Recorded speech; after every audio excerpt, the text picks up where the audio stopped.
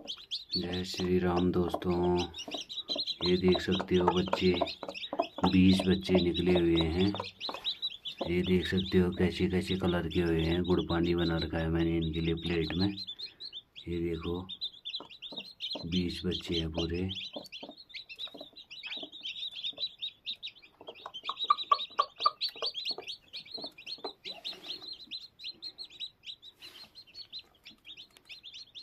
रात के बजे हैं 10:47 हो रखे हैं अभी। 27 जुलाई 2026। ऐसे मेहनत करनी पड़ती है मुर्गियों पे, मुर्गियाँ खाली नहीं होती।